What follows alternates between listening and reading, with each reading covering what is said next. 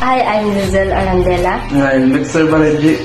and we are showing you guys a real-life example of multi-dimensional array. So we'll be using Spreadsheet as a familiar and practical example to explain the concept of multi-dimensional arrays. Let's go!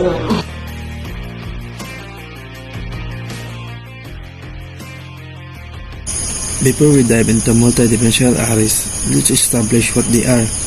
So a multidimensional array is a data structure used in computer programming to store and manipulate data organized in multiple dimensions.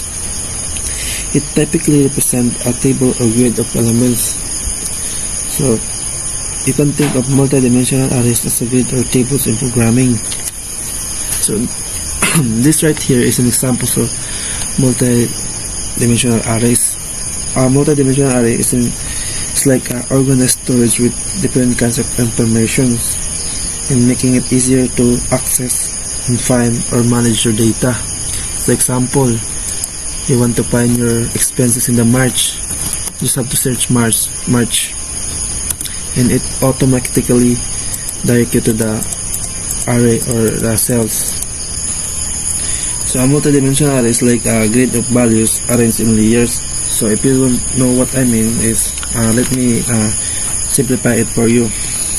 Imagine you have a big shelf, and in the shelf you have several boxes, and each boxes has its own compartment.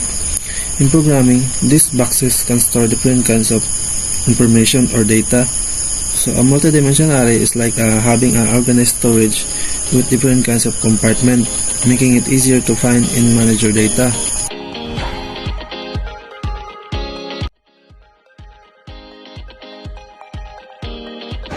So these are the advantages and disadvantages of using multidimensional arrays.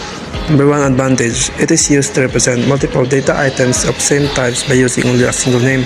Number 2, it can be used to implement other data structures like linked lists, stack, queries, trees, graphs, etc. Number 3, multidimensional arrays are used to represent matrices. And these are the disadvantages. Number 1, you must know in advance that how many elements are to be stored in an array. Number 2, array is static structures. It means that array is a fixed size. The memory which is allocated to array cannot be increased or reduced.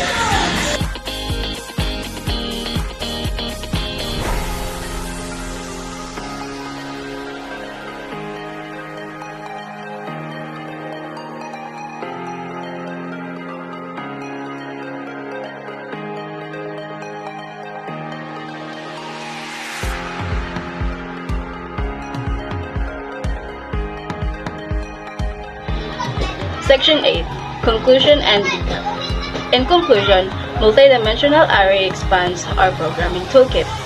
Understanding arrays, whether single-dimensional or multidimensional, is fundamental in programming. Thank you for watching our video on multidimensional with Spreadsheet. We encourage you to explore and experiment arrays in your programming projects.